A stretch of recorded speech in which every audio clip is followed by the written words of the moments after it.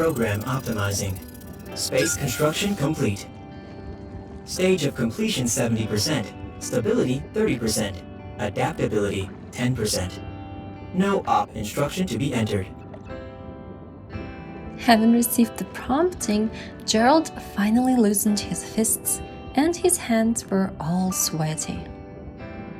He endeavored to calm himself down, but could not hide his excitement anymore. That was the first time that a data space had been successfully constructed. Though it was not as stable and adaptable as expected, it marked a breakthrough. He could not wait to share his delight with others.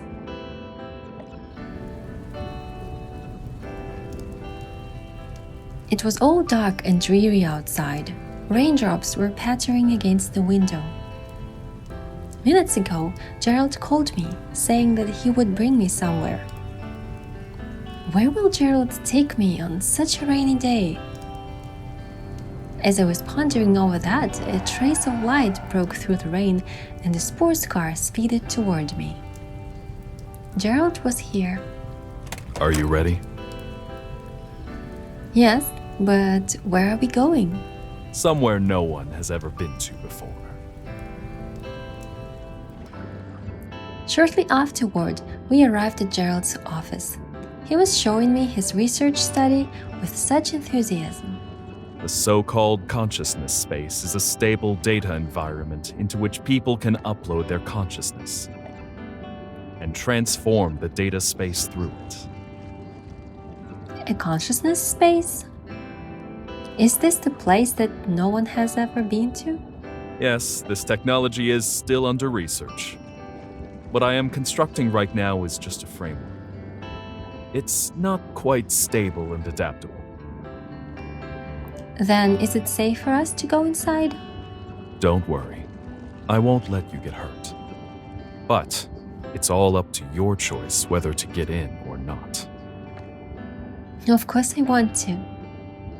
Our first attempt into space is just as significant as Armstrong's first step onto the moon. And I believe you can keep me safe and sound. Great. Let's get started then. Flexible and simple outfits might be the best choice. Well, since we are exploring a new territory, I think it's better to be more dignified and elegant. It's so dark that I cannot see anything. This is the original state of a data space. Now we can build cities with conscious data. Let me think. First, there are the skyscrapers. Right. Gerald's fingers tapped in the air and a virtual keyboard appeared at his fingertips. As his fingers flew across the keyboard, the darkness around us gradually faded away. Skyscrapers rose from the ground, and a magnificent city gradually unfolded behind him.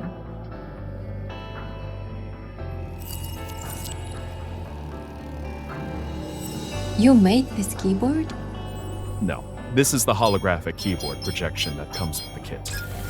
The space is currently in its infancy and still requires manual data entry. When the space is completed, people can build cities within their consciousness.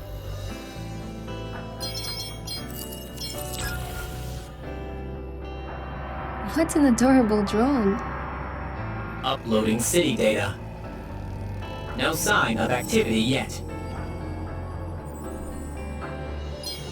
It can aid us in city construction and provide real-time feedback on city dynamics.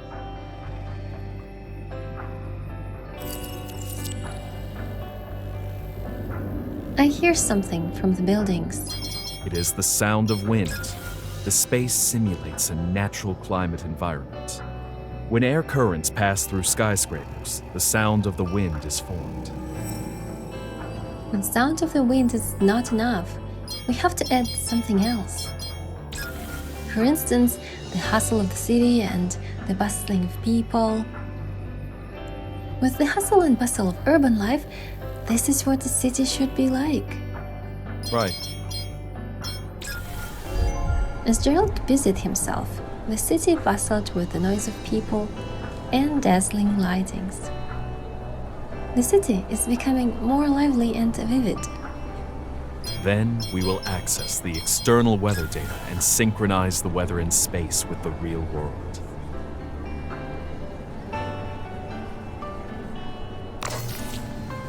As Gerald's fingers pressed down, the sky darkened. Countless neon signs lit up in the darkness, gloriously decorating the city. How beautiful!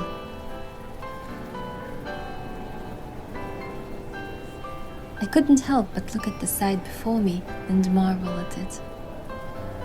I felt drops of rain on my face. They were a little chilly.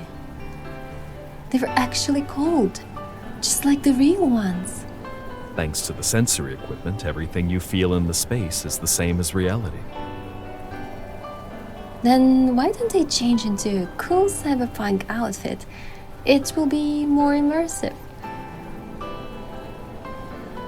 It would have been nice to have some sexy and mature touches to it.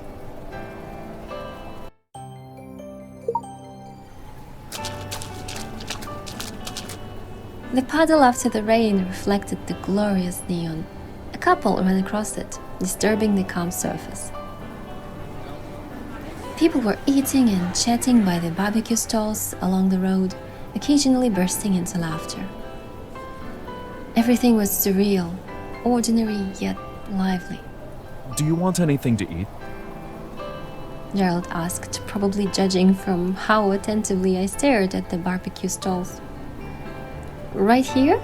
Although there is no psychological need for you to eat, your appetite can still be triggered. That's to say, I can enjoy the feast without having to worry about the physical burden of food? Good explanation. Then I want some ice cream that I once had at Annie's home. Ice cream? Yes, an ordinary looking but tasty vanilla ice cream that could shower you in bliss upon tasting it. I've never tasted the same ice cream again, no matter how hard I searched for it. Follow me. Gerald takes me to a dessert shop. Just when we step inside, a chubby, levitating robot flies over. Welcome, welcome! How adorable! I had once developed a multifunctional service robot. This is the first generation, Zero. For some reason, Zero was not put into mass production, so it is the only one in the world.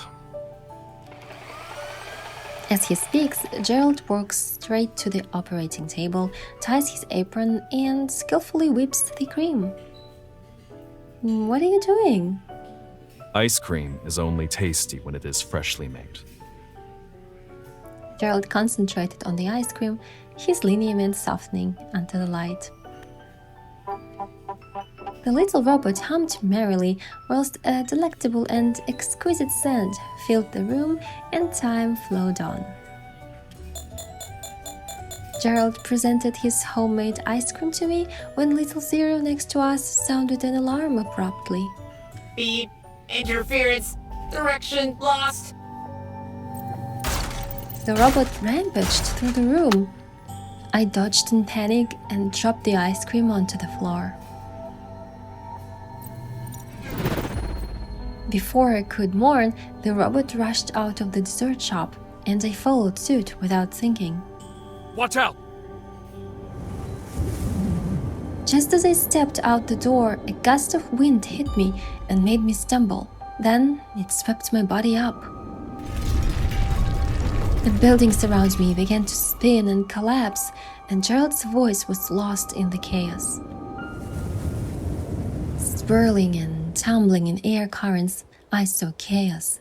The city was gone, and the wind was howling in my ears.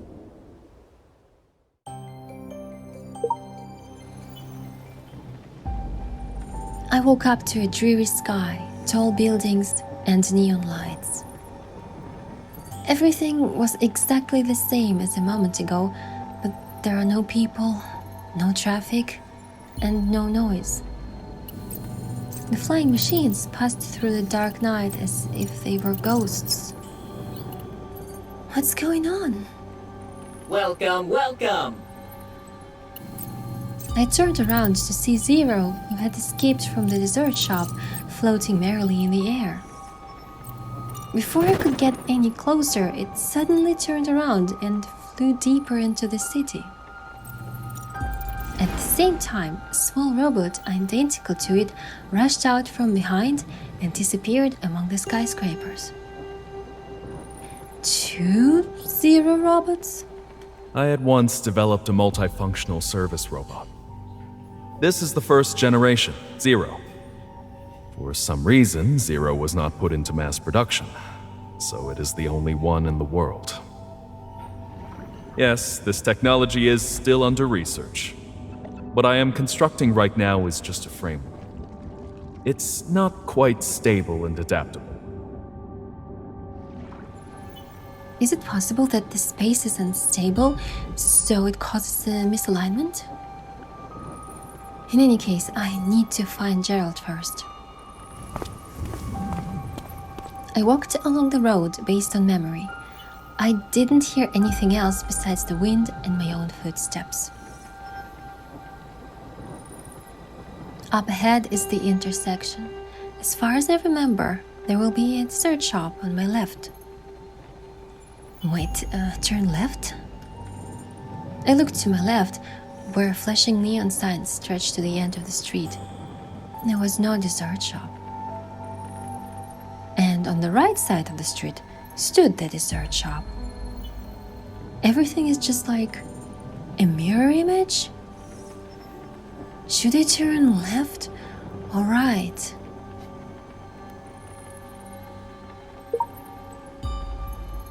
This way then.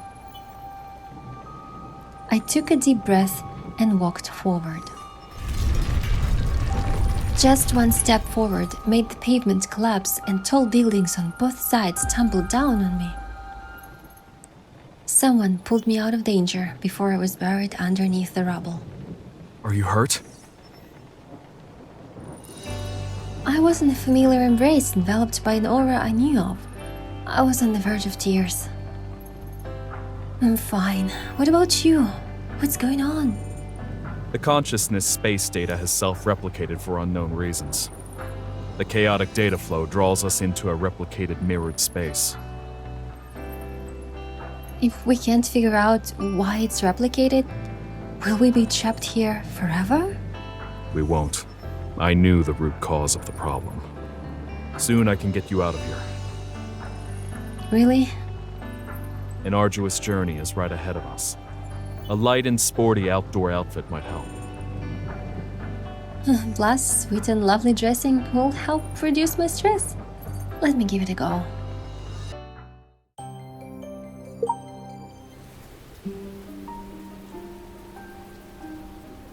I held Gerald's hand tightly all the way. Although my hands were wet from sweat, his was still dry. The buildings on both sides were thinning out and the road was craggy. Where shall we go? Where the data is in error. We are able to leave after the data is repaired. In the midst of conversations, we reached the church. The church was dilapidated. The primitive design stood out from the rest of the modern buildings. Here we are. Let's get in. Perhaps it was that we had reached the targeted destination. I could sense the excitement in Gerald's voice. Peering at Gerald and touching his less than warm fingertips, I felt a weird sense of emotion inside. Shall we get in? Right. I looked at Gerald. He was gazing unblinkingly at me. I fought back the uneasiness I felt, pushed the door open, and walked in. It was dim inside, and I could barely see a thing. Gerald? There was no response. I turned around only to find the door being shut and Gerald nowhere to be seen. I suddenly realized something. That probably he is not Gerald. Right at this moment, the light above me was turned on.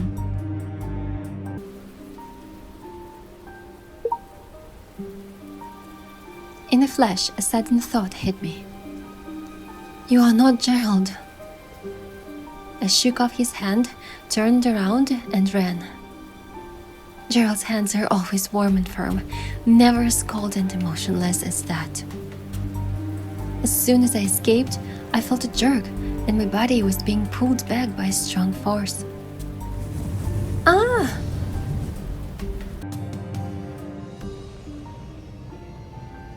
Lights from the dome shone through the stained glass, reflecting colors with a touch of romance and majesty. A girl stood under the light in the center of the church. Having matching outfits, her back looked familiar. Hello? Slowly, she turned around, and I was struck dumb. She was me. Or rather, she was an exact replica of me. What's going on? What's going on? We had the same voice and the same expression. Even I was caught in a momentary trance. Who was the real me? Just then, the church door opened abruptly, and hurried footsteps barged in together with the chilly wind. I turned around simultaneously. Gerald? Gerald? Gerald stood at the doorway, his eyebrows furrowed, his fingers hovering above the holographic keyboard. I traced his finger and saw that he was about to press delete. It seemed that Gerald was not surprised at all. Listen to me. Because of some data errors, this building, which shouldn't have existed, was created. As long as I delete them, everything will be back to normal. But when they are deleted, all unprotected data in the building will be deleted along with it, so... Gerald's words were left unfinished, but I got him. So he needed to identify the real me and added me to a protection mark. But is he the real Gerald? Even if he is Gerald, how can I get him to recognize me? At that moment, the stained glass began to rotate, its patterns changing like a kaleidoscope.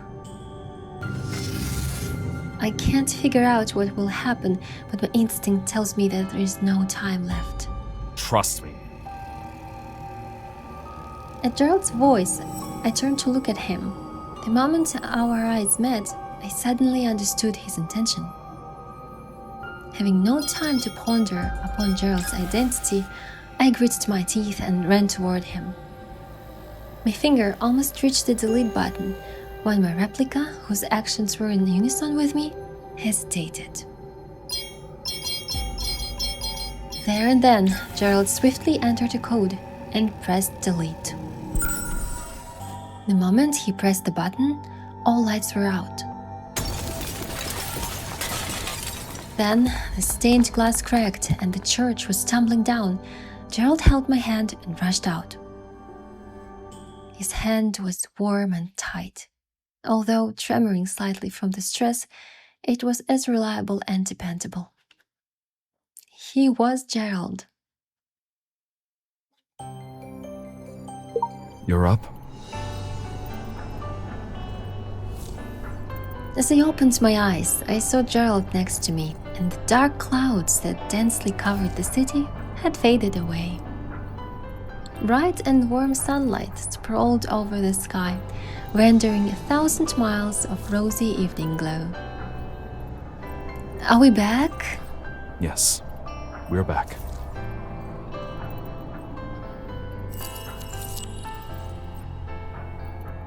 Ice cream? Is it to make up for the one that fell on the floor earlier? Yes, It's sweet and a little sour. It felt warm in my mouth. What flavor is it? sunset after the rain flavor. I just got the idea. Would you like to make a real one for me? After we get back to our world? We shall call it the Fiery Sunset. Right. Don't you have any opinions about it? It sounds like a show for seniors. I think it's great because you name it.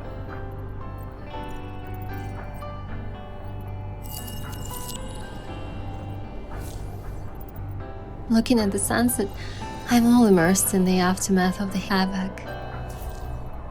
But at least, Yes?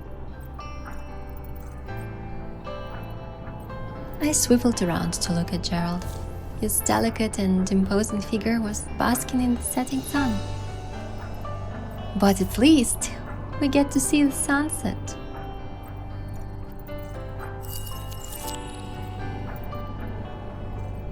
I have a question.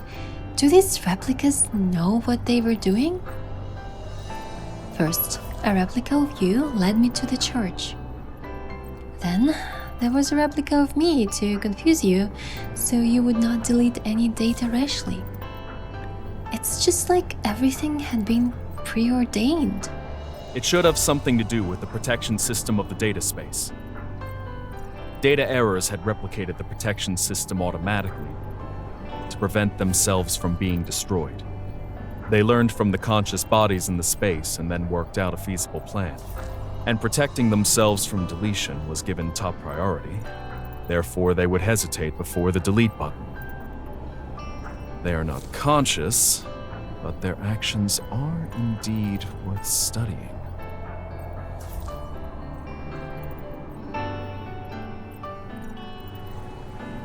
As we talked, the sun vanished below the horizon. Lights on the streets and buildings bustled the city. Everything about the city looked adorable and cozy after today's adventure.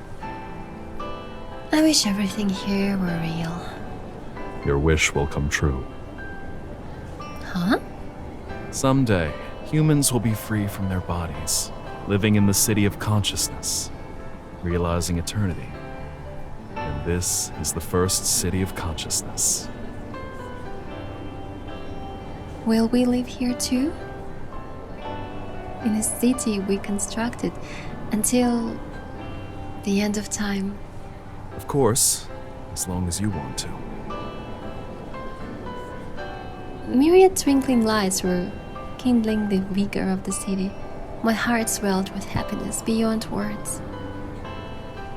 This was our city, and someday in the future, we would embrace our eternity in it. In the future. I glanced at Gerald. The future might not be too far to fetch.